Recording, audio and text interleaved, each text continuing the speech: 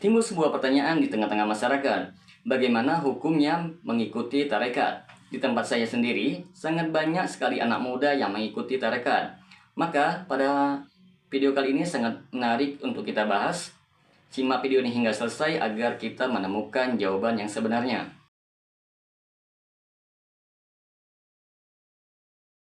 Assalamualaikum warahmatullahi wabarakatuh. Berjumpa lagi dengan saya Rio Mulyadi di channel Manhaj Dakwah. Pada episode kali ini kita akan membahas tentang hukum mengikuti tarekat menurut para ahli ilmu. Berbicara mengenai tarekat tidak bisa lepas dari pembicaraan tentang sufi. Tarekat adalah salah satu ajaran tasawuf. Sufia atau sufisme tidak pernah dikenal pada masa salaf. Tidak ada di zaman Rasulullah dan para sahabatnya, tidak pula dikenal pada masa tabi'in dan tabi'ut tabi'in. Ajaran tasawuf baru muncul setelah berlalunya 3 generasi utama. Syekhul Islam Ibnu Taimiyah menyebutkan di dalam kitabnya Majmu' Fatawa bahwa awal mula munculnya Sufia adalah di Basra atau Irak. Begitu juga dengan Asy-Syaikh Muqbil Al-Wadi.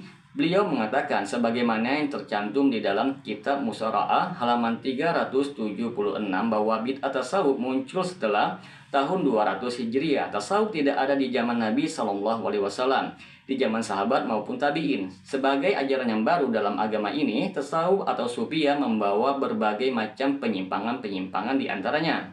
1. Sufiyah terpecah menjadi kelompok-kelompok atau tarekat-tarekat. Di antara nama tarekat yang terkenal ialah Tijaniyah, Qadiriyah, Naksabandiyah, Sajiliyah, Rifaiyah, Sarawaridiyah, Jistiyah, dan lainnya. Tarekat-tarekat sufi bukan hanya berbeda nama, namun keyakinan dan amaliyah masing-masing tarekat berbeda sesuai dengan pola pikir dan hawa nafsu setiap penganutnya.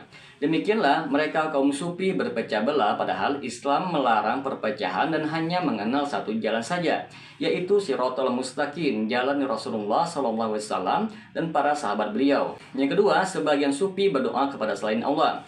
Mereka berdoa kepada nabi dan wali mereka yang masih hidup maupun yang telah mati. Mereka panggil wali-wali mereka yang sudah mati di saat sempit. Wahai Said Badawi, wahai Said Rifai, wahai Said Idrus, wahai Said Abdul Qadir Jailani, bantu kami. Padahal doa adalah salah satu jenis ibadah yang merupakan hak Allah, sebagaimana Rasulullah bersabda, ad-du'a wal ibadah, doa adalah ibadah. Yang ketiga, sufiyah meyakini adanya badal dan kutub, yakni orang-orang yang mereka yakini sebagai wali dan diyakini ikut andil mengatur alam. Ini sebagian dari syirik dalam rububiyah. Allah adalah satu-satunya pencipta, pengatur, dan pemberi rezeki. Tidak ada yang lain, sebagaimana dalam firman Allah yang maknanya, katakanlah, siapakah yang memberi rezeki kepadamu dari langit dan bumi? Atau siapakah yang maha kuasa menciptakan pendengaran dan penglihatan? Serta siapakah yang mengeluarkan yang hidup dari yang mati? Serta mengeluarkan yang mati dari yang hidup? Dan siapakah yang mengatur segala urusan? Maka mereka akan menjawab Allah. Maka katakanlah, mengapa kamu tidak bertakwa kepadanya? Quran Surat Yunus ayat 31. Yang keempat, sebagian sufiyah meyakini bahwa bidatul wujud menurut mereka tidak ada khalik dan makhluk, pencipta dan yang dicipta. Semuanya adalah makhluk dan semuanya adalah ilah. Yang kelima, sufiyah membolehkan berjoget, menyanyi sambil menambur rebana dan berzikir dengan suara yang keras. Padahal Allah memerintahkan kita untuk berdoa dengan merendahkan suara kita dan berzikir sesuai tuntunan Rasul, bukan dengan tarian dan musik.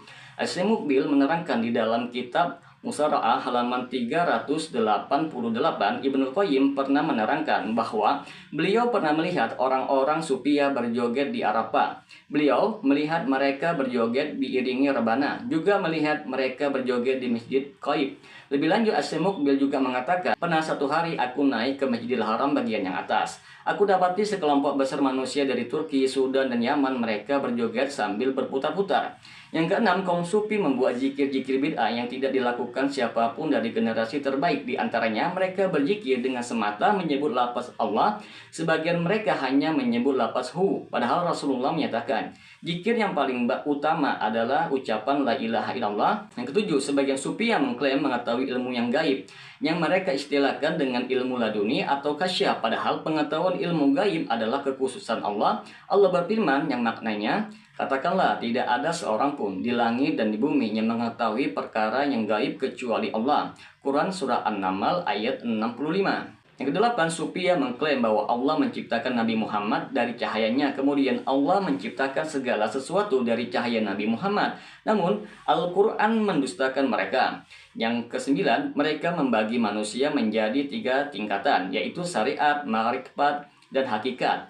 Pada tingkatan hakikat, seorang tidak lagi terikat dengan syariat, tidak lagi terikat dengan halal dan haram, bebas berbuat. Teman-teman sekalian, penjelasan di atas menunjukkan betapa jauh dan sesatnya Sufiyah dengan berbagai tarekat yang ada di dalamnya.